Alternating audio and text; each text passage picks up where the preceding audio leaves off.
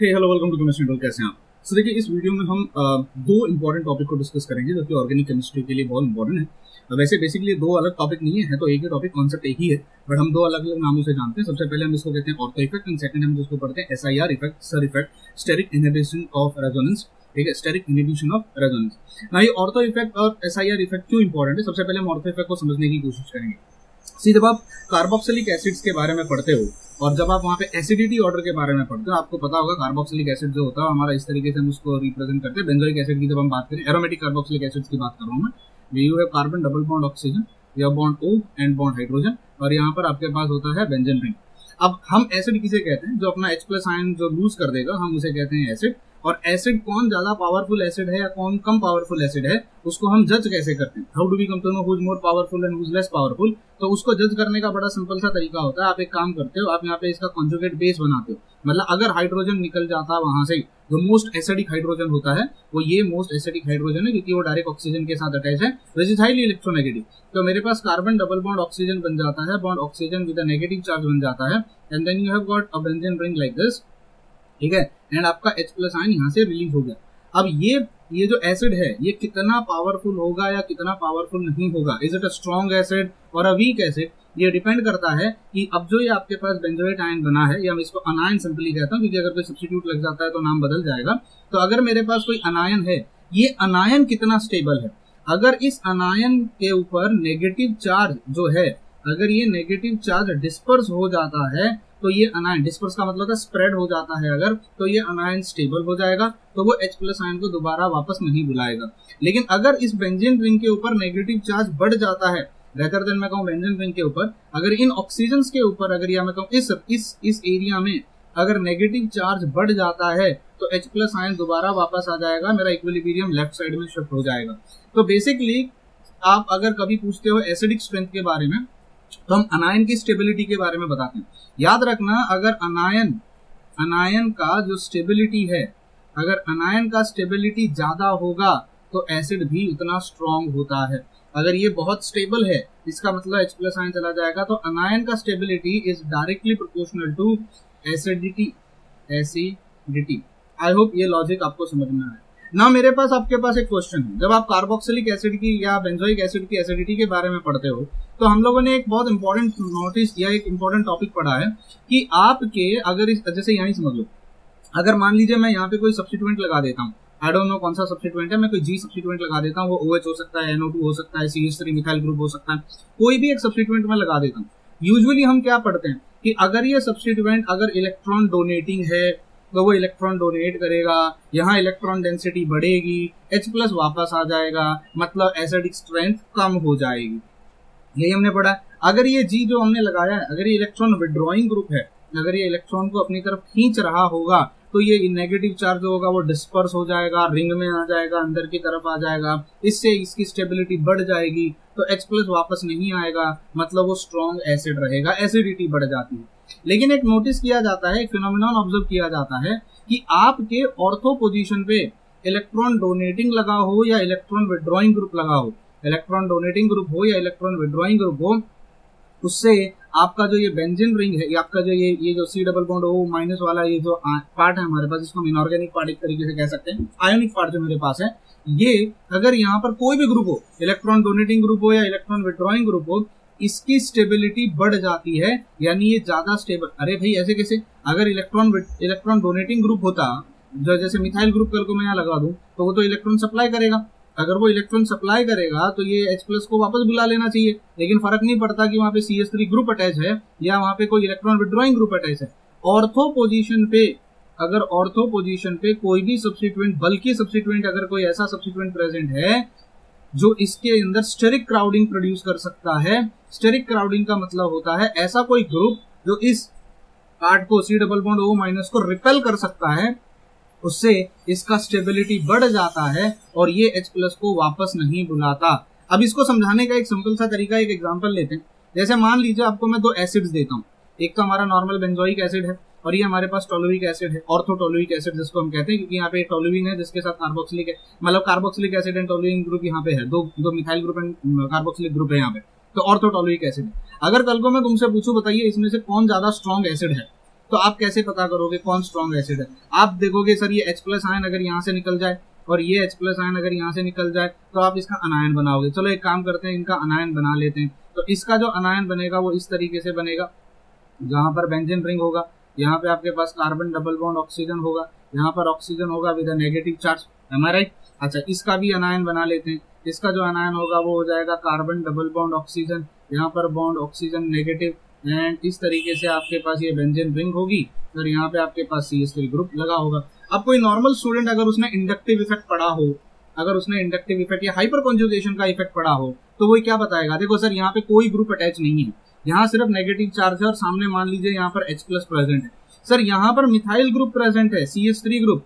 अगर methyl group present है, पहली बात तो वो इंडक्टिव इफेक्ट दिखाएगा। इंडक्टिव इफेक्ट दिखाएगा मतलब क्या होता है? वो +I इफेक्ट दिखाएगा। +I में वो इलेक्ट्रॉन डेंसिटी को पुश करेगा रिंग की तरफ। अगर इलेक्ट्रॉन डेंसिटी यहाँ आएगी तो यहाँ से ऑब्वियस सी बात है नेगेटिव चार्ज बढ़ेगा। अगर नेगेटिव चार्ज बढ़ेगा तो H+ को वापस से एक्सेप्ट करने की टेंडेंसी बढ़ जाती है।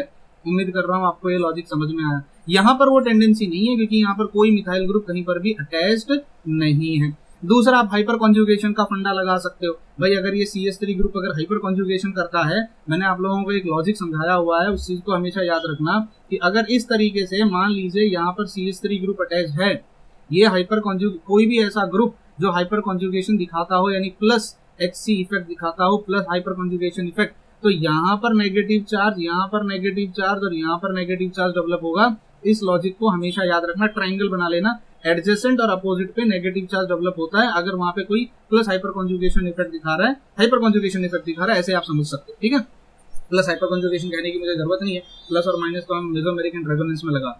तो यहाँ पर दो फिनोमिनन ऑपरेट कर रहे हैं, एक तो हाइपर कॉन्जुगेशन ऑपरेट कर रहा है और एक इंडक्टिव इफेक्ट ऑपरेट कर रहा है। तो इस हिसाब से एक नॉर्मल स्टूडेंट क्या बताएगा कि ये इलेक्ट्रॉन डेंसिटी देगा, H+ वापस आएगा। नॉर्मल स्टूडेंट कहेगा कि ये जो होता है ये स्ट्रॉन्ग एसिड है क्योंकि इसका H+ दोबारा नहीं आ रहा है।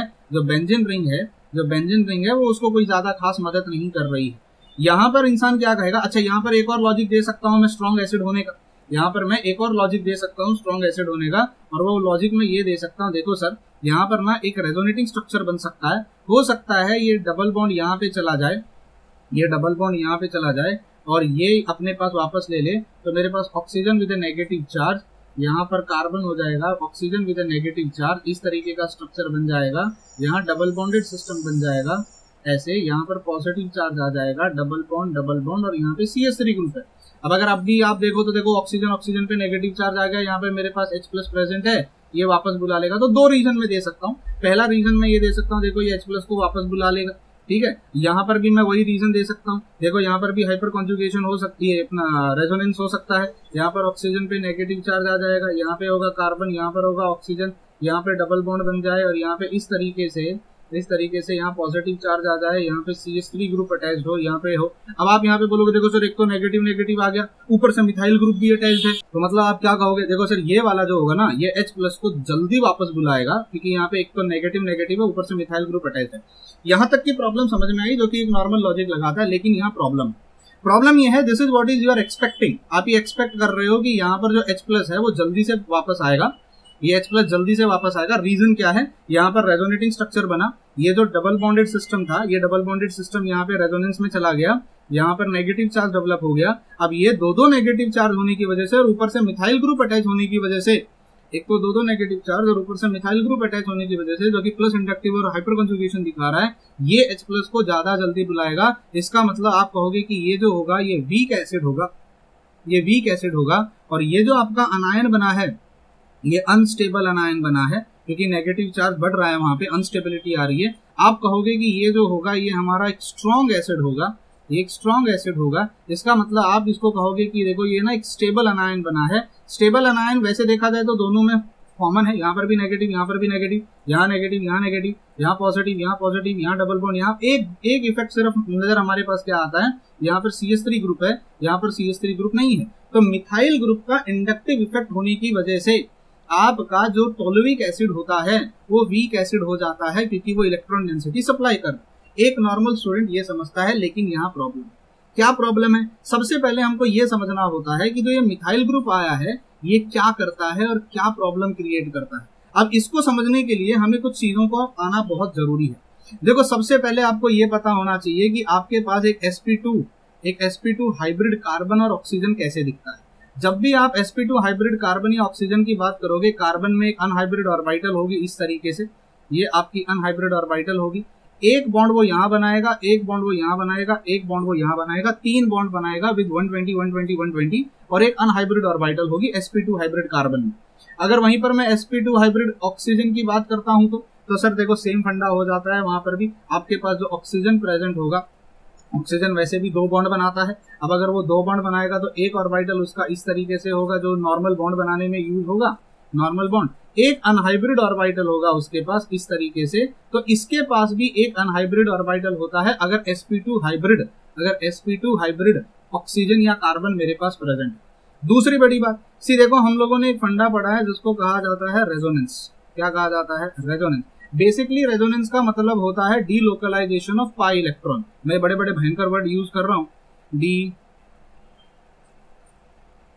Localisation of pi electron. अब इसका मतलब क्या होता है जरा समझना इस बात। मान लीजिए इस तरीके से मेरे पास एक सिस्टम है जहां एक कार्बन है और यहाँ दूसरा कार्बन है, और मान लीजिए थोड़ा सा पीछे लेता हूँ, एक कार्बन, दूसरा कार्बन और तीसरा कार्बन। मान लीजिए यहाँ पर एक पाई बॉन्ड, एक अनहाइब्रिड ऑर्बिटल है, यहाँ पर एक अनहाइब्रिड ऑर्बिटल है। एक कार्बन और बनाना चाहूंगा, मैं थोड़ा बड़ा बना देता हूँ इसको। एक कार्बन यहाँ पर है, इसके पास भी अनहाइब्रिड ऑर्बिटल है, इसके पास भी अनहाइब्रिड ऑर्बिटल है। एक एक इन्होंने सिंगल बॉन्ड बनाया हुआ है यहाँ पर। बाकी का आप समझ लो यहाँ पे इस तरीके से बॉन्ड बना होगा, यहाँ पर इस तरीके से। अब इसने 2 बना लिए, तीसरा कहीं बन गया होगा, इसका तीसरा कहीं बन गया होगा। अब मुझे एक बात बताओ, डबल बॉन्डेड सिस्टम बनाओगे तो कैसे बनेगा? एक डबल बॉन्ड यहाँ होगा, एक डबल बॉन्ड, मतलब ये एक डबल बॉन्ड हो गया ऊपर नीचे, एक डबल बॉन्ड ये देखो इस तरीके से यहाँ और यहाँ पर हो गया। अब मुझे एक सिंपल से लॉजिक का आंसर दो। आपको पता है रेजोनेंस तभी पॉसिबल हो सकता है, रेजोनेंस तभी पॉसिबल हो सकता है जब ये ऑर्बिटल्स जो अनहाइब्रिड ऑर्बिटल्स हैं वो एक सेम प्लेन में होंगी। अगर वो सेम प्लेन में नहीं है तो बॉन्डिंग शिफ्टिंग कैसे पॉसिबल? अब शिफ्टिंग का मतलब मैं ये समझाना चाह रहा हूँ, हो सकता है ये स्ट्रक्चर ऐसा हो जाए, carbon double bond carbon, single bond carbon, double bond carbon, इस तरीके से हो जाए। अब होने को तो ऐसे भी हो सकता था, ये जो स्ट्रक्चर आपने देखा थोड़ी देर पहले ऊपर, ये स्ट्रक्चर ऐसे भी हो सकता था। रेजोनेंस का बेसिक कंडीशन बता रहा हूँ जिसको हम कहते हैं सेम प्लेन। इस कंडीशन को कहा जाता है प्लेनरिटी। ये आप स्टीरियो केमिस्ट्री पढ़ोगे तब ज्यादा, एरोमेटिसिटी पढ़ोगे तो ये बहुत काम आती है, और 90% बच्चे इसको इमेजिन ही नहीं कर पाते कि प्लेनरिटी का मतलब क्या होता है, क्यों जरूरी है प्लेनरिटी। हम पढ़ते रहते एक सेम प्लेन में होना चाहिए, सेम प्लेन में होना चाहिए। मतलब क्या है उस सेम प्लेन में होने का? ये मतलब है अगर ये कार्बन, ये कार्बन, ये कार्बन और अगर ये कार्बन है, सर हो सकता है बॉन्ड ऐसे भी तो बन सकता था। मतलब हो सकता है कि डबल बॉन्ड बनाना हो, अगर मुझे रेजोनेटिंग स्ट्रक्चर दिखा, रेजोनेटिंग स्ट्रक्चर का मतलब पॉसिबल स्ट्रक्चर। जरूरी है क्या डबल बॉन्ड यहाँ इनके और इनके भी डबल बॉन्ड यहाँ पर भी तो बन सकता था ना, और हो सकता था ये डबल बॉन्ड ना बनाए, ये डबल बॉन्ड ना बनाए। इसको हम रेजोनेटिंग स्ट्रक्चर कहते हैं। I hope you got the point. अब मेरी प्रॉब्लम को समझने की कोशिश करते हैं। ये डबल बॉन्ड आपस में तभी बना पाए क्योंकि ये सारे ऑर्बिटल सेम प्लेन में पैरेलली दिखाई दे रहे हैं। भाई देखो अगर एक इंसान यहाँ है, एक इंसान यहाँ, तभी तो वो बॉन्ड बना पाएगा ना। अगर ऐसा हो जाए तो थोड़ी ना बॉन्ड बना पाएगा। बॉन्ड बनाने के लिए जो अनहाइब्रिड ऑर्बिटल्स होती हैं, पाई बॉन्ड का अगर डीलोकलाइजेशन भी होता है, मैंने आज तेरे से बॉन्ड बनाया, फिर मैंने तेरे से बॉन्ड बनाया, ये तभी पॉसिबल है जब मैं जिनसे बॉन्ड बना रहा हूँ मेरे जैसे, मेरे आमने सामने प्रेजेंट हो, एक तरीके से एक लेवल पे प्रेजेंट हो। अगर ये ऑर्बिटल ऐसे प्रेजेंट है तो मैं इससे बॉन्ड बनाऊंगा, और अगर ये ऑर्बिटल ऐसे है तो मैं बॉन्ड कैसे बनाऊं? मतलब मेरा सब उसके साथ परपेंडिकुलर हो गया ना। तो अगर अनहाइब्रिड ऑर्बिटल्स, अगर अनहाइब्रिड, क्योंकि हमारे पास इंपॉर्टेंट होता है पाई बॉन्ड, रेजोनेंस पढ़ते समय पाई बॉन्ड इंपॉर्टेंट होता है। और पाई बॉन्ड में कौन इन्वॉल्व होता है? पाई बॉन्ड में इन्वॉल्व होता है अनहाइब्रिड ऑर्बिटल। अगर अनहाइब्रिड ऑर्बिटल्स परपेंडिकुलर होते हैं, 90 डिग्री पे होते हैं, कल को मान लीजिए मैं तुमसे ऐसा कह दूं, इस कार्बन का अनहाइब्रिड ऑर्बिटल ऐसे है और इस कार्बन का अनहाइब्रिड ऑर्बिटल इस तरीके से है, तो भैया बॉन्ड कैसे बनेगा? How they will form a bond? It's not possible to form a bond. अब अगर बॉन्ड नहीं बनेगा तो रेजोनेटिंग स्ट्रक्चर्स नहीं पॉसिबल हो सकते। आपको ये कंडीशन समझ में आई? अब मिथाइल ग्रुप के आने से ऐसा क्या हो जाता है उसको समझने की कोशिश करते हैं। देखो सबसे पहले ये मेरे पास एक बेंजोइक एसिड है नॉर्मल। अगर आप एक नॉर्मल बेंजोइक एसिड को लेते हो, ये नॉर्मल बेंजोइक एसिड है मेरे पास, स्पेलिंग मिस्टेक हो तो प्लीज उसको इग्नोर कर देना, अंग्रेजी थोड़ा हाथ तंग है। अगर आप यहाँ देखो ये सारे ये बेंजीन रिंग है, इन सारे बेंजीन रिंग्स में अगर आप देखो तो ये अनहाइब्रिड इलेक्ट्रॉन्स हैं। अगर आप ये देख रहे हो तो मैं यहाँ लिखना चाहूंगा, these are your unhybrid electrons. अब ये अनहाइब्रिड इलेक्ट्रॉन देखो सब परपेंडिकुलर खड़े हुए हैं, सब परपेंडिकुलर खड़े हुए हैं। अब ये परपेंडिकुलर आई मीन से पैरेलल खड़े हुए हैं, पैरेलल ही हैं। इसने इसके साथ बॉन्ड बनाया, इसने इसके साथ बनाया, इसने इसके साथ बनाया, यहाँ नीचे भी बॉन्ड बनेगा। मैं थोड़ा डिटेल में पढ़ाना पसंद करता हूँ, इसलिए मेरे वीडियो थोड़े लेंथी हो सकते हैं प्लीज, पर इमेजिनेशन आनी चाहिए। यहाँ पर है मेरे पास कार्बन, और कार्बन और ऑक्सीजन का डबल बॉन्डेड सिस्टम है। याद रखना बेंजोइक एसिड में कार्बन डबल बॉन्ड होता है, आपने देखा होगा यहाँ पे कार्बन डबल बॉन्ड होता है, ये डबल बॉन्ड। अब डबल बॉन्ड है तो एक तो बॉन्ड मेरा हो जाएगा सिग्मा बॉन्ड और दूसरा बॉन्ड मेरा हो जाएगा पाई बॉन्ड। सिर्फ भले ही वो पाई बॉन्ड बन रहा है, लेकिन अगर आप देखो तो ये वाला कार्बन जो था यहाँ पर, ये भी sp2 हाइब्रिड कार्बन था, और अगर मैं यहाँ दिखाऊं ये वाला कार्बन जो है ये भी sp2 हाइब्रिड कार्बन है। अब अगर दोनों ही कार्बन sp2 हाइब्रिड हैं तो वो एक प्लेन में होंगे। अगर वो प्लेन में है तो आपको यहाँ नजर आ रहा होगा कि इसकी परपेंडिकुलर ऑर्बिटल और इसके परपेंडिकुलर ऑर्बिटल और बॉन्ड ऑक्सीजन वो भी परपेंडिकुलर। मतलब देखो ये सारे ये पैरेलल ऑर्बिटल्स, ये सारे अनहाइब्रिड ऑर्बिटल्स पैरेलल खड़े हुए हैं। All the unhybrid orbitals are in plane. अब यहाँ पॉसिबिलिटी क्या है, देखो पॉसिबिलिटी ये हो सकती है कि ये वाला कार्बन, ये कार्बन अपने अनहाइब्रिड ऑर्बिटल के इलेक्ट्रॉन को हो सकता है दे दे इस ऑक्सीजन को। अगर ये इस ऑक्सीजन को दे देता है तो ये जो डबल बॉन्डेड सिस्टम था यहाँ पे, इसका इलेक्ट्रॉन और इसका इलेक्ट्रॉन हो सकता है ये बॉन्ड यहाँ बनाने के लिए आ जाए। मतलब मेरा स्ट्रक्चर कैसे बन सकता है, हो सकता है इस तरीके से आपका बेंजीन रिंग हो। ध्यान से सुनना, थोड़ा डिटेल में पढ़ाना पसंद करता हूँ मैं भगा सकता हूँ, मैं भगाना भी मुझे आता है, बट मैं भगाना नहीं चाहता। इस तरीके से ये आपका ऑक्सीजन है और ये आपका हाइड्रोजन है। हो सकता है इसका अनहाइब्रिड इलेक्ट्रॉन जो था वो ऑक्सीजन अपने पास ले ले, उसका अपना खुद का तो है ही है उसके पास, वो इसका भी अपने पास ले ले। इस तरीके से इस पे आ गया नेगेटिव चार्ज। अच्छा, आई होप आपको ये लॉजिक समझ में आया, ठीक है। इस कार्बन का अनहाइब्रिड इलेक्ट्रॉन जो था, इसका अनहाइब्रिड इलेक्ट्रॉन जो यहाँ था वो गायब हो गया। यहाँ पर अनहाइब्रिड इलेक्ट्रॉन है, यहाँ पर अनहाइब्रिड इलेक्ट्रॉन है जिन्होंने बनाया हुआ है पाई बॉन्ड। अब ये कार्बन इस कार्बन को कहता है भैया एक काम करो, आप हमारे साथ बॉन्ड बनाओ। ये कार्बन कहेगा देखो तुम्हारे पास तो कुछ है ही नहीं, तुम्हारा तो उस ऑक्सीजन ने चुरा लिया। तो ये कार्बन इस कार्बन को कहता है तो थोड़ी मदद करो। तो मदद के नाम पे ये क्या करता है, यहाँ का, अब समझने की कोशिश करना प्लीज। ये देखो ये अनहाइब्रिड इलेक्ट्रॉन्स हैं, यहाँ बॉन्ड बना हुआ है, यहाँ बॉन्ड बना हुआ है। इस तरीके से ये इलेक्ट्रॉन यहाँ से निकल के यहाँ आ जाएगा और बन गया डबल बॉन्ड। तो यहाँ पर इलेक्ट्रॉन गायब हो गया, आ गया पॉजिटिव चार्ज। मतलब मेरा बेंजीन रिंग के जो इलेक्ट्रॉन्स थे, pi electrons, perpendicular unhybrid parallel electrons, उन्होंने इस कार्बन डबल बॉन्ड ऑक्सीजन के साथ रेजोनेंस या मेसोमेरिक इफेक्ट या जो भी कहो कर लिया। यहाँ से इलेक्ट्रॉन सप्लाई किया, इसने अपना वापस बुलाया। मतलब मैं यूं कह सकता हूं कि देखो अगर मेरे पास ये बेंजीन रिंग इस तरीके से थी, double bond double bond double bond, यहाँ कार्बन था, double bond oxygen, bond hydrogen.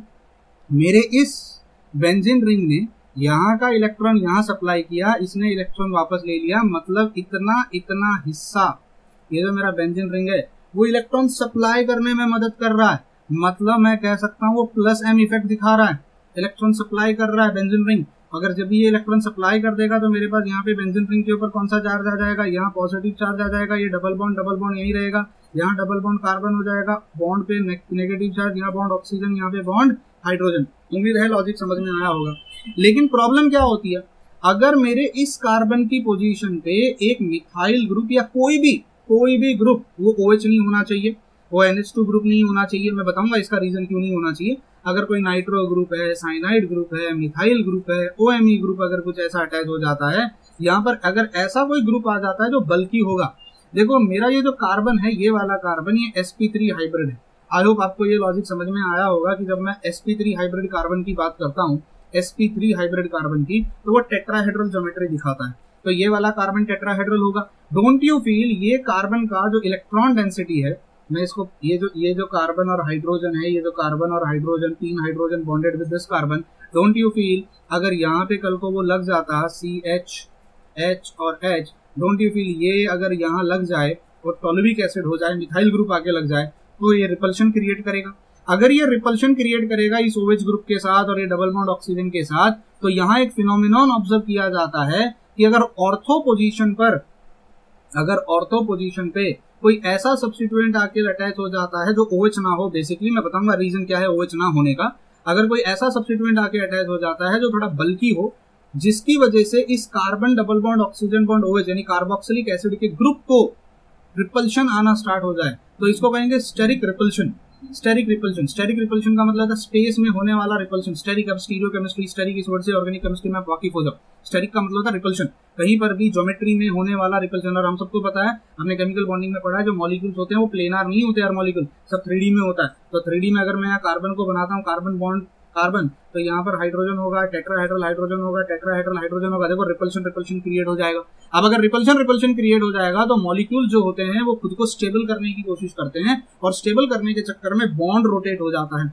कौन सा बॉन्ड रोटेट होता है? पाई बॉन्ड कभी रोटेट नहीं होता, जो सिग्मा बॉन्ड होता है ना, सिग्मा बॉन्ड, ये रोटेट हो जाता है। तो सेम चीज यहाँ ऑब्जर्व की जाती है कि अगर आपके इस कार्बन, ये कार्बन के साथ bond carbon double bond oxygen, यहाँ बॉन्ड बॉन्ड हाइड्रोजन अगर हो, और यहाँ अगर मिथाइल ग्रुप आके अटैच, इसको छोड़ दो फिलहाल के लिए, अगर ये एक मिथाइल ग्रुप आके अटैच हो जाए ऑर्थो पोजीशन पे, रिपल्शन क्रिएट करेगा। अगर वो रिपल्शन क्रिएट करेगा तो ये जो double carbon double bond oxygen है, ये 90 डिग्री से घूम जाता है। अब कैसे 90 डिग्री से घूमता है इसको इमेजिन करो। सी यहाँ पर मेरे पास ये ग्रुप लगा हुआ है, अब ये जो ऐसे था, ये जो स्ट्रेट था, अगर ये 90 डिग्री से घूमेगा, मतलब मैं यहाँ इसको हटाता हूँ, यहाँ एक लाइन बनाऊं, अगर मैं ऐसे, ये देखो यहाँ एक लाइन बनाऊं ऐसे, 90 डिग्री से अगर ये घूमेगा तो ये मॉलिक्यूल जो होगा ये ऊपर की तरफ चला जाएगा, और ये जो होगा वो नीचे की तरफ चला जाएगा। उम्मीद करता हूँ लॉजिक समझ में आया होगा। क्योंकि अगर आप देखो तो ये 90 डिग्री अगर मैं ऐसे बनाता हूँ, ये देखो ऐसे लाइंस बनाता हूँ एरोज, अब ये देखो ये प्लेन में है, आपको ये समझ में आ रहा है, ये कार्बन से बनाते हैं चलो लाइंस, ये कार्बन ऐसे देखो, ऐसे इमेजिन करो, ये एक एक्सेस है और ये यहाँ पे दूसरी एक्सेस है। अब ये 90 डिग्री का मतलब ऑक्सीजन यहाँ ऊपर चला जाएगा, कार्बन वहीं रहेगा, ऑक्सीजन ऊपर चला जाएगा, और ये O बॉन्ड H नीचे की तरफ शिफ्ट हो जाएगा। तो ऐसे OH नीचे शिफ्ट हो गया, जो कि अब तक ये साइड में था, और यहाँ पे मिथाइल ग्रुप के साथ रिपल्शन क्रिएट कर रहा था। अगर वह मिथाइल ग्रुप अटैच हो जाता तो अब ये नीचे की तरफ शिफ्ट हो जाएगा, 90 डिग्री का रोटेशन करेगा, और जो carbon bond oxygen, carbon double bond oxygen जो था वो अब तक प्लेन में था, वो 90 डिग्री प्लेन से ऊपर चला जाएगा। देखो अब ये प्लेन से ऊपर की तरफ, देखो ऑक्सीजन अब यहाँ है, प्लेन में नहीं है। इस कार्बन के सामने कार्बन भले ही है, लेकिन बगल में जो ऑक्सीजन यहाँ था वो ऑक्सीजन अब वहां नहीं है, ऑक्सीजन ऊपर उड़ गया है। अब ऑक्सीजन ये क्यों हुआ, इसका लॉजिक समझा भाई? सिंपल सा लॉजिक था, स्टेरिक रिपल्शन।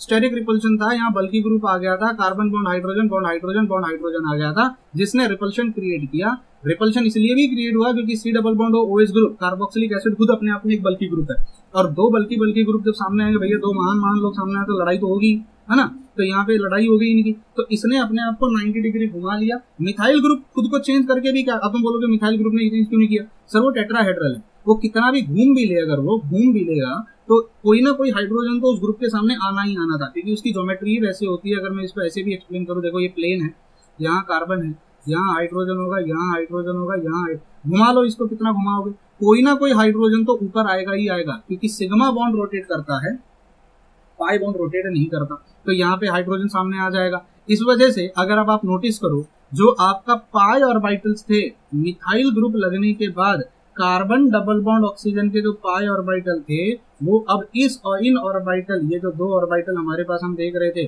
क्या वो उसके सामने है, क्या वो प्लेन में है, क्या नहीं है। तो क्या अब जैसे यहाँ फिनोमिनन हमने नोटिस किया कि ये इलेक्ट्रॉन यहाँ शिफ्ट हो गए, ये इलेक्ट्रॉन यहाँ चले गए, क्या अब यहाँ से अगर ये ऑक्सीजन अगर इस इलेक्ट्रॉन को अपने पास ले भी ले, तो क्या ये वाले इलेक्ट्रॉन यहाँ जंप कर पाएंगे? नहीं कर पाएंगे, क्योंकि ऑर्बिटल्स का इस तरीके से पैरेलल होना जरूरी है रेजोनेंस दिखाने के लिए। तो यहाँ पर जो मेरी बेंजीन रिंग थी, ये जो बेंजीन रिंग थी, ये जिसका अपना इलेक्ट्रॉन यहाँ आ रहा था, जो प्लस M इफेक्ट दिखा रहा था, क्या वो बेंजीन रिंग अब इस तरीके से, अगर मेरे पास कार्बन हो, डबल बॉन्ड ऑक्सीजन हो और बॉन्ड O बॉन्ड H हो, क्या ये अब रेजोनेंस दिखा पाएगा? नहीं दिखा पाएगा। अब लॉजिक समझना जरा, अब यहीं से सेम मेन चीजें निकल के आएंगी।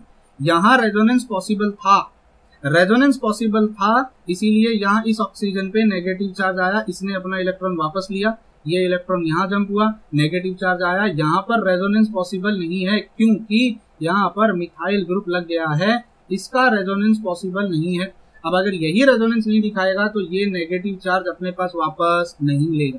देखो ये ऑक्सीजन इस कार्बन से इलेक्ट्रॉन तभी लेता है जब इस कार्बन के पास ऑप्शन होता है लेने का। जैसे यहाँ देखो ये इलेक्ट्रॉन इस ऑक्सीजन के पास गया, कैन यू सी दिस, ये इलेक्ट्रॉन इस ऑक्सीजन के पास गया, इस ऑक्सीजन के पास अभी एक ही लोन अनहाइब्रिड इलेक्ट्रॉन था, अब दो अनहाइब्रिड इलेक्ट्रॉन हो चुके हैं। क्यों? इस कार्बन का इलेक्ट्रॉन वहां जंप चला गया। वो तभी पॉसिबल था जब इस कार्बन के पास ऑप्शन था यहां से अपने पास बुलाने का, क्योंकि प्लेनार है, इलेक्ट्रॉन यहाँ वहां चले भी जाए तो क्या ही फर्क पड़ता है, तो वापस घूम फिर के आ जाएंगे। लेकिन अगर वो अब परपेंडिकुलर हो चुका है 90 डिग्री में, ये ऑक्सीजन अब इस कार्बन से इलेक्ट्रॉन अपनी तरफ नहीं खींच पाएगा, क्योंकि अगर ये कार्बन से वो इलेक्ट्रॉन को अपनी तरफ खींचेगा, ये कार्बन उससे दोबारा खींच लेगा। रीजन है क्योंकि अब उसके पास ऑप्शन नहीं, वो यहाँ से नहीं ले सकता है इलेक्ट्रॉन्स को।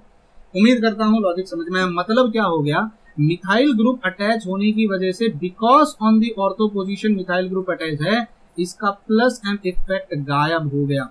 तो होने को अब इसमें ये रेजोनेंस नहीं हो सकता, ये मॉलिक्यूल ऐसा ही रहेगा। Methyl group will not, this benzene ring will not be involved in mesomeric effect. Logic समझ में आया क्या? अब आगे की कहानी पे आते हैं, अब हम समझने की कोशिश। अब मेरे को एक बात, कल को अगर ये H प्लस यहाँ से निकल जाए तो यहाँ पर आ जाएगा नेगेटिव चार्ज, यहाँ हो गया H plus.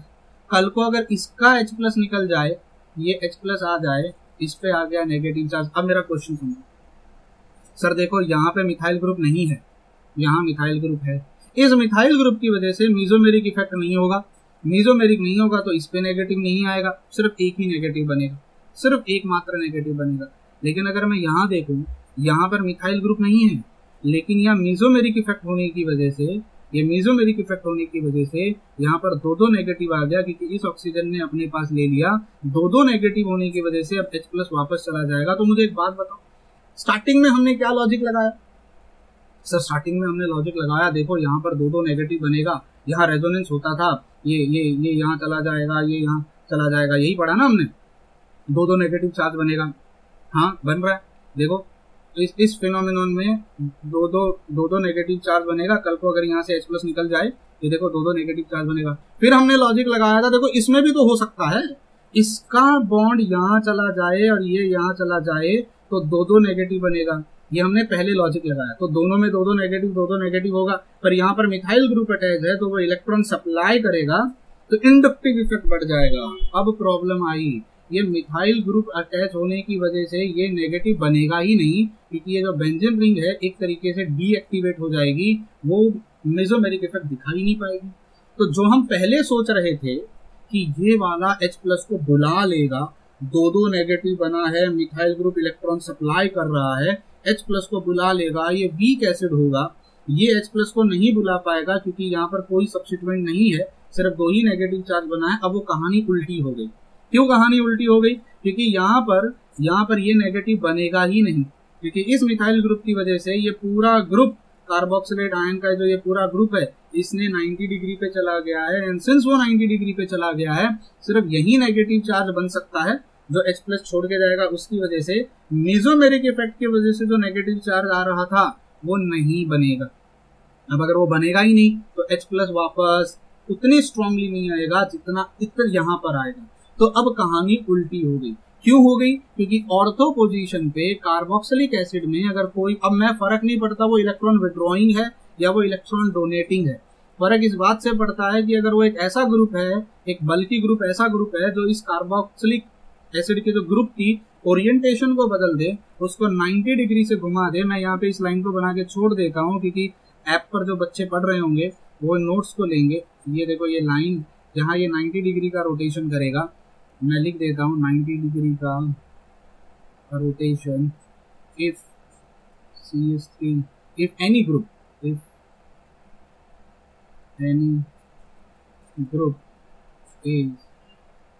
present at ortho position। Logic समझ में? तो आई होप आपको ऑर्थो इफेक्ट समझ में आया होगा। ऑर्थो इफेक्ट क्या है? अगर ऑर्थो पोजीशन पे कोई ग्रुप अटैच हो जाता है तो वो बगल वाले मॉलिक्यूल को आउट ऑफ प्लेन कर देता है। सिंस वो आउट ऑफ प्लेन हो जाता है, अब ये वाला ये जो रेजोनेंस हो रहा था, यहाँ पर कोई रेजोनेंस नहीं होगा, रेजोनेंस का इनहिबिशन हो गया है। तो मैं कह सकता हूं इनहिबिशन ऑफ रेजोनेंस। अच्छा क्यों हुआ ये? क्योंकि ऑर्थो पोजीशन पे कोई तो बैठा हुआ है, उसको कहते हैं ऑर्थो इफेक्ट। तो ऑर्थो इफेक्ट की वजह से रेजोनेंस जो हो रहा था वो रेजोनेंस नहीं होगा। अगर वो रेजोनेंस नहीं होगा, क्यों रेजोनेंस नहीं होगा? क्योंकि जो ऑर्थो पोजीशन पे मॉलिक्यूल बैठा है उसने स्टेरिक हिंडरेंस प्रोड्यूस किया। तो क्या मैं इसको स्टेरिक इनहिबिशन ऑफ रेजोनेंस नहीं कह सकता? तो एक तरीके से ऑर्थो इफेक्ट की वजह से एसआईआर होता है। तो व्हाट इज एसआईआर? एसआईआर एक ऐसा फिनोमिनॉन है जहां पर अगर मान लो कोई मॉलिक्यूल, कोई ग्रुप हैं जो आपस में रेजोनेंस दिखा रहे हैं, इसका इधर, क्योंकि इनके सारे अनहाइब्रिड इलेक्ट्रॉन्स पैरेलल खड़े हुए हैं एक प्लेन में। अगर कोई ग्रुप आके अटैच हो जाता है जिससे किसी एक पर्टिकुलर की पोजीशन बदल जाती है और रेजोनेंस बंद हो जाता है, क्योंकि रेजोनेंस के लिए पैरेलल अनहाइब्रिड इलेक्ट्रॉन्स का होना, प्लेन में होना जरूरी होता है। अगर वो आउट ऑफ प्लेन चला जाता है तो मैंने स्टेरिक हिंडरेंस किया रेजोनेंस को, स्टेरिक इनहिबिशन ऑफ, इनहिबिशन मतलब रोकना, बंद होना, स्टेरिक हिंडरेंस की वजह से रेजोनेंस का इनहिबिशन हो गया। अब उसे एसआईआर इफेक्ट कहते हैं। तो ये एसआईआर इफेक्ट अगर ऑर्थो पोजीशन पे कोई सब्स्टिट्यूएंट आ जाता है बेंजोइक एसिड में तो एसआईआर इफेक्ट होता है, उसको हम ऑर्थो इफेक्ट कह देते हैं। तो उम्मीद करता हूं आपको ऑर्थो इफेक्ट और एसआईआर इफेक्ट के बीच का फर्क समझ में आया। एक ही बात है, बस सिर्फ बेंजोइक एसिड में होने वाले उस इफेक्ट को हम ऑर्थो इफेक्ट कह देते हैं क्योंकि वो स्पेसिफिकली ऑर्थो पोजीशन पे होता है। इसीलिए मेटा पोजीशन पे अगर मिथाइल ग्रुप अटैच होता तो वो एसआईआर इफेक्ट प्रोड्यूस नहीं करता, है ना। अगर वो पैरा पोजीशन पे भी अगर मिथाइल ग्रुप अटैच हो जाता तो वो प्रोड्यूस नहीं करता। तो यहाँ स्पेसिफिकली वो कहाँ प्रोड्यूस कर रहा है? बेंजोइक एसिड में स्पेसिफिकली ऑर्थो पोजीशन पे होने की वजह से एसआईआर इफेक्ट आया, तो उसे ऑर्थो इफेक्ट कह देते हैं। आई होप आपको ये समझ में आया हो क्यों हो रहा है। तो अब अगर मैं कल को आपसे पूछूं, बताओ इन दोनों में से, ये जो आपके सामने मैंने लिखा हुआ है, इन दोनों में से कौन ज्यादा एसिडिक है? तो सर सिंपल सा लॉजिक लगाना, यहाँ रेजोनेंस हो सकता है, यहाँ नेगेटिव चार्ज आ सकता है, और कल को अगर ये H+ छोड़ के गया तो नेगेटिव चार्ज आएगा, दो नेगेटिव चार्ज हो जाएगा, इलेक्ट्रॉन डेंसिटी बढ़ गई है, H+ वापस आ जाएगा। यहाँ पर even though methyl group present है जो इलेक्ट्रॉन डेंसिटी बढ़ा रहा है, हाइपर कॉन्जुगेशन वगैरह वगैरह फलाना ढिमकाना करेगा, लेकिन वो मिथाइल ग्रुप की वजह से यहाँ पर रोटेशन हो जाता है, और रोटेशन होता है तो वो भी कितना रोटेशन होता है, यहाँ पर 90 डिग्री का रोटेशन हो जाता है। 90 डिग्री का ये मॉलिक्यूल पूरा आउट ऑफ प्लेन चला जाता है, रेजोनेंस नहीं हो पाता, यहाँ पर नेगेटिव चार्ज नहीं आएगा, एक ही नेगेटिव चार्ज होगा, उतने पावरफुली वो नहीं बुलाएगा H+ को, तो ये स्ट्रॉन्ग एसिड हो जाएगा क्योंकि H+ वापस नहीं आ रहा है। यहाँ पर ये वीक एसिड हो जाएगा क्योंकि एक बार H+ गया फटक से आ जाता। अगर H+ वापस आ रहा है तो वो स्ट्रॉन्ग एसिड नहीं है, अगर H+ वापस नहीं आ रहा है मतलब वो स्ट्रॉन्ग एसिड है। तो एक्सपेक्टेड क्या था? ये स्ट्रॉन्ग होना चाहिए, ये वीक होना चाहिए, बिकॉज मिथाइल ग्रुप का इंडक्टिव इफेक्ट है। पर पता चला इंडक्टिव इफेक्ट से कोई लेना देना नहीं है, वो अभी भी इलेक्ट्रॉन डेंसिटी सप्लाई करेगा, लेकिन सप्लाई करके फायदा ही क्या है जब ये आउट ऑफ द प्लेन चला गया है, रेजोनेटिंग स्ट्रक्चर बन ही नहीं पा रहा है। समझ में आया? अब जरा एसआईआर इफेक्ट को, ये तो ऑर्थो इफेक्ट हो गया क्योंकि ऑर्थो पोजीशन पे स्पेसिफिकली मिथाइल ग्रुप प्रेजेंट है। कुछ और एग्जांपल लेने की कोशिश करते हैं, जैसे ये एक एग्जांपल लेते हैं। अब यहाँ पर ऑर्थो इफेक्ट और एसआईआर इफेक्ट के बीच का फर्क समझ में आ जाएगा, दोनों एक ही बात है, जैसे रेजोनेंस और मेसोमेरिक एक ही बात है एक तरीके से। वैसे अब यहाँ नाइट्रो ग्रुप है, सिर्फ बेसिकली नाइट्रो ग्रुप की प्रॉब्लम क्या होती है? नाइट्रो ग्रुप जो होता है, अगर यहाँ पर देखो ऐसे समझते हैं, सबसे पहले नाइट्रो ग्रुप की और NH2 की कहानी को समझ लेते हैं। ऐसे इस तरीके से, यहाँ पर है मेरे पास नाइट्रोजन जिसके पास है लोन पेयर, यहाँ है हाइड्रोजन, यहाँ है हाइड्रोजन। अब ये जो नाइट्रोजन का लोन पेयर होता है ना, ये जो नाइट्रोजन का लोन पेयर होता है वो रेजोनेंस में होता है, मतलब प्लेन में होता है। और यहाँ पर भी अगर आप देखो तो ये है नाइट्रोजन, यहाँ है डबल बॉन्ड ऑक्सीजन, यहाँ है बॉन्ड ऑक्सीजन, यहाँ पर भी देखो ये पाई बॉन्ड बना हुआ है। तो नॉर्मली जो आपके पास नाइट्रो एनिलीन होती है, ये एनिलीन ग्रुप के साथ नाइट्रो ग्रुप अटैच है, ये रेजोनेंस दिखाता है, ये रेजोनेंस दिखाता है। अब इसमें रेजोनेंस की वजह से क्या होता है, देखो यहाँ का जो इलेक्ट्रॉन है यहाँ चला जाएगा तो यहाँ नेगेटिव चार्ज आ जाएगा, ये बॉन्ड टूट गया, ये यहाँ चला जाएगा, ये बॉन्ड हट जाएगा तो यहाँ डबल बॉन्ड बन जाएगा, फिर यहाँ पॉजिटिव चार्ज आ जाएगा। अब अगर यहाँ पॉजिटिव चार्ज आ गया है तो ये बॉन्ड यहाँ शिफ्ट हो जाएगा, अगर ये बॉन्ड यहाँ शिफ्ट हो गया तो यहाँ डबल बॉन्ड बन जाएगा, यहाँ पॉजिटिव चार्ज। अब यहाँ अगर पॉजिटिव चार्ज आ गया तो लोन पेयर ऑफ इलेक्ट्रॉन जा नहीं पाएगा, मतलब वो क्या हो जाएगा, लेस बेसिक हो जाएगा। उम्मीद करता हूँ समझ में आया। अच्छा, तो ये तो हमको समझ में आ गया कि अगर नाइट्रो ग्रुप अटैच है तो वो अमाइन को लेस बेसिक बना देता है अगर वो पैरा पोजीशन पे अटैच है। अब कहानी बदलती, ये समझ में आया? अगर नाइट्रो ग्रुप अटैच है पैरा पोजीशन पे तो वो ड्यू टू रेजोनेंस यहाँ पे इस कार्बन पे पॉजिटिव चार्ज प्रोड्यूस करेगा। अब सिंस वहाँ पॉजिटिव चार्ज प्रोड्यूस हो गया है, वो ये लोन पेयर ऑफ इलेक्ट्रॉन जा नहीं पाएगा क्योंकि वो यहाँ पे यूज हो जाएगा, इन्वॉल्व हो जाएगा, तो वो लेस बेसिक हो जाता है। अब कहानी बदलती है। अब कहानी क्या है, नाइट्रो ग्रुप तो है ही है, लेकिन सर मिथाइल ग्रुप 2 अटैच्ड है। मिथाइल ग्रुप का काम क्या होता है सर? मिथाइल ग्रुप का काम होता है कि वो इलेक्ट्रॉन डेंसिटी को बढ़ाएंगे। इलेक्ट्रॉन डेंसिटी को कहाँ बढ़ाएंगे? रिंग के अंदर बढ़ाएंगे, क्योंकि वो क्या दिखाते हैं? प्लस आई इफेक्ट दिखाते हैं। देखो प्लस आई इफेक्ट। तो नाइट्रो इलेक्ट्रॉन को खींच रहा है, क्योंकि रेजोनेंस होते हैं, यहाँ पॉजिटिव चार्ज आएगा, वो लोन पेयर को अंदर खींचेगा, लेकिन मिथाइल ग्रुप सप्लाई करेंगे। तो हम एक्सपेक्ट क्या करते हैं? हम एक्सपेक्ट क्या करते हैं कि ये जो होना, अच्छा इसको कंपेयर करते हैं बगल वाले से। ये NH2 ग्रुप है, लोन पेयर है, ये नाइट्रो है। नाइट्रो का तो काम ही है वहां से इलेक्ट्रॉन को अपनी तरफ खींचना। अब ये मिथाइल ग्रुप है जो इलेक्ट्रॉन डेंसिटी बढ़ाने का काम करेंगे। तो अब मुझे बताओ दोनों में ज्यादा बेसिक कौन होगा? तो देखो अब ना हम रूल लगाएंगे डिस्टेंस वाला रूल। सर देखो दोनों मॉलिक्यूल में कोई फर्क नहीं है, सिर्फ पोजीशंस का फर्क है। तो फर्क कहाँ पर है? देखो ये CH3 इसके करीब है, ये CH3 इसके करीब है। एक्सपेक्टेडली हम क्या मान के चलते हैं कि यहाँ इंडक्टिव इफेक्ट पावरफुल होगा। नाइट्रो दूर है, इलेक्ट्रॉन खींचेगा, क्योंकि पॉजिटिव घूम घूम के जाएगा। थोड़ी देर पहले मैंने बताया कैसे होता है, यहाँ पॉजिटिव डेवलप होगा, ये इलेक्ट्रॉन जब खींचेगा, पर ये लोग सप्लाई कर देंगे। तो हम ये एक्सपेक्ट करते हैं कि ये क्या होना चाहिए? ये होना चाहिए मोर basic, this should be more basic, और ये जो होना चाहिए ये होना चाहिए लेस बेसिक। रीजन बता दो क्या है? क्योंकि सर मिथाइल ग्रुप दूर हो गए ना। अब दूर हो गए तो प्लस आई इफेक्ट थोड़ा सा कमजोर हो जाएगा, क्योंकि प्लस आई इफेक्ट जो होता है वो नंबर ऑफ कार्बन पे डिपेंड करता है। अब ये कार्बन के बाद यहाँ, फिर यहाँ है, ये कार्बन के बाद यहाँ और यहाँ है, तो उतना पावरफुली वो इलेक्ट्रॉन को दे नहीं पाएंगे जैसे एक्सपेक्टेड। लेकिन अब देखो यहाँ इफेक्ट आएगा। अब यहाँ प्रॉब्लम क्या हो जाती है? ये समझ में आया? ये समझ में आया? अब यहाँ प्रॉब्लम क्या होती है सर? प्रॉब्लम ये हो जाती है, सेम ऑर्थो इफेक्ट लगाओ। अब यहाँ उसको ऑर्थो इफेक्ट नहीं कहेंगे, अब यहाँ उसको अब यहाँ कहेंगे SIR इफेक्ट, क्योंकि एक्चुअली में वो SIR है। अगर ऑर्थो पोजीशन पे होता तो उसे ऑर्थो इफेक्ट कहते हैं। सर इस मॉलिक्यूल में तो यहाँ आपने देखा NH2 ग्रुप अटैच है, यहाँ CH3 ग्रुप अटैच है, यहाँ CH3 ग्रुप अटैच है, यहाँ पर N डबल बॉन्ड ऑक्सीजन है। यहाँ पर ये मिथाइल ग्रुप जो है ना, ये मिथाइल ग्रुप ये प्लस आई इफेक्ट दिखा रहा है, और ये nitro group plus M effect दिखा रहा है। ये प्लस M इफेक्ट क्यों दिखा पा रहा है? क्योंकि नाइट्रो ग्रुप जो है वो इन प्लेन है। अब आपको इन प्लेन का मतलब मैं डायग्राम नहीं बनाऊं तो भी समझ में आएगा। कार्बन डबल बॉन्ड ऑक्सीजन की जगह nitrogen double bond oxygen imagine कर लो, तो इसकी अनहाइब्रिड ऑर्बिटल्स और इस कार्बन की अनहाइब्रिड ऑर्बिटल जस्ट लाइक यहाँ आपने जैसे देखा, ये देखो डबल बॉन्ड ऑक्सीजन, यहाँ सिर्फ कार्बन की जगह नाइट्रोजन और यहाँ पे डबल बॉन्ड ऑक्सीजन, तो सेम यहाँ पर भी है, वो प्लेन में है, इन प्लेन। अगर वो इन प्लेन है तो क्या होगा? यहाँ पे रेजोनेंस होगा, या उसको मेसोमेरिक इफेक्ट मान सकते हो। तो इलेक्ट्रॉन शिफ्ट होते जाएंगे, यहाँ पॉजिटिव चार्ज डेवलप होगा, मिथाइल ग्रुप इलेक्ट्रॉन सप्लाई करेंगे, ये इलेक्ट्रॉन को अपनी तरफ खींचने की कोशिश करेगा। इस तरीके से शिफ्टिंग ऑफ इलेक्ट्रॉन को आप एरो के बाद कट मार के बताते हैं, ठीक है, समझा? लेकिन यहाँ इसमें हो जाता है स्टेरिक इनहिबिशन, SIR इफेक्ट लगता है। क्या SIR इफेक्ट लगता है? यहाँ CH3 ग्रुप है, यहाँ CH3 ग्रुप है, यहाँ पर नाइट्रोजन बॉन्ड हाइड्रोजन H2 है, लोन पेयर ऑफ इलेक्ट्रॉन है, लोन पेयर ऑफ इलेक्ट्रॉन है। ध्यान से सुनना, यहाँ नाइट्रोजन है डबल बॉन्ड ऑक्सीजन के साथ, डेटी बॉन्ड ऑक्सीजन के साथ। सिर्फ प्रॉब्लम कहाँ से शुरू हो जाती है? ये CH3 ग्रुप और ये CH3 ग्रुप अपना काम कर रहे हैं इलेक्ट्रॉन सप्लाई करने का, लेकिन इन दो गधों ने क्या कर दिया है?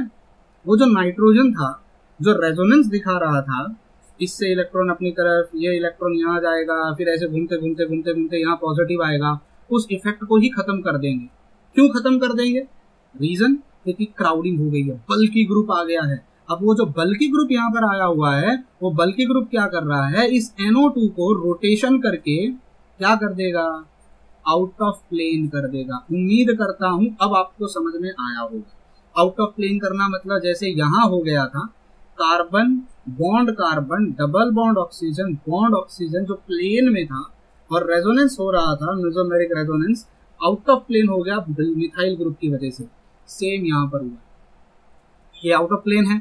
आउट ऑफ प्लेन है का मतलब क्या कह सकता हूँ? नो रेजोनेंस होगा, रेजोनेंस या मेसोमेरिक कुछ नहीं होगा। अगर ये इलेक्ट्रॉन खींच ही नहीं रहा है, मतलब देखो एक इफेक्ट गायब हो गया, अब सिर्फ डोनेटिंग इफेक्ट है। विड्रॉइंग इफेक्ट तो है ही नहीं। अगर ये रेजोनेंस ही नहीं दिखाएगा इस सिस्टम के साथ तो क्या कभी यहाँ पर प्लस बॉन्ड प्लस आएगा क्या? प्लस तब आ रहा था जब ये इलेक्ट्रॉन अपनी तरफ ये यहाँ पर शिफ्टिंग होते होते यहाँ पॉजिटिव चार्ज आ रहा था। आई होप आपको ये रेजोनेटिंग स्ट्रक्चर्स बनाने आते हैं नाइट्रो के। अगर नहीं आते हैं तो मैं आपको शायद यहाँ दिखा दूं, मैंने बनाए हुए हैं। ये देखो यहाँ मैंने बनाया हुआ है। अगर ये इलेक्ट्रॉन यहाँ शिफ्ट हो जाए तो ये यहाँ शिफ्ट हो जाए, यहाँ पॉजिटिव चार्ज आएगा। फिर अगर ये यहाँ शिफ्ट हो जाए तो यहाँ पॉजिटिव चार्ज आएगा। तो देखो पॉजिटिव चार्ज अगर नाइट्रो रेजोनेंस दिखाएगा पैरा पोजीशन पे तो यहाँ पॉजिटिव चार्ज आता था, मतलब इलेक्ट्रॉन को अंदर खींचा जाएगा, इलेक्ट्रॉन यहाँ की तरफ आ रहे हैं। पर मिथाइल ग्रुप अटैच होने से वो रेजोनेंस ही खत्म हो जाता है। इसको कहते हैं SIR effect, sir effect, steric inhibition of resonance. इन दो गधे हैं जो लगे हुए मिथाइल ग्रुप, उन्होंने नाइट्रो को आउट ऑफ प्लेन कर दिया डरा के। जो नाइट्रो रेजोनेंस कर रहा था वो एकदम परपेंडिकुलर होगा, बोला नहीं करूंगा मैं, अब वो रेजोनेंस ही नहीं करेगा। Steric inhibition of resonance. तो उम्मीद करता हूं इस वीडियो से आपको ऑर्थो इफेक्ट, SIR इफेक्ट समझ में आया। से इसके एप्लीकेशन बहुत होंगे। इसके एप्लीकेशन जब आप एसिडिटी बेसिसिटी के बारे में पढ़ोगे, एनिलीन की बेसिसिटी और कार्बोक्सिलिक एसिड की एसिडिटी के बारे में पढ़ोगे तो बड़ा काम आता है। तो ये दो इफेक्ट होते हैं जिसमें बच्चे बड़े कंफ्यूजन में रहते हैं और इसको इमेजिन नहीं कर पाते 3D में। तो मैंने कोशिश की है अपनी तरफ से छोटी सी कि ये डायग्राम में बना के आपको समझा पाऊँ कि किस तरीके से आउट ऑफ प्लेन हो जाता है और वो रेजोनेंस नहीं कर पाता है। वीडियो अच्छा लगा होगा क्योंकि मैं ये वीडियो यूट्यूब पे डालने वाला हूँ। ये मेरे ऐप का वीडियो है, जनरल ऑर्गेनिक केमिस्ट्री, जहाँ मैं ऐप पे पढ़ा रहा हूँ हमारे बैचेस में। अगर आपको वीडियो अच्छा लगा होगा तो प्लीज़ लाइक करना, शेयर करना और चैनल को सब्सक्राइब जरूर करना। Till then bye bye, take care and God bless you.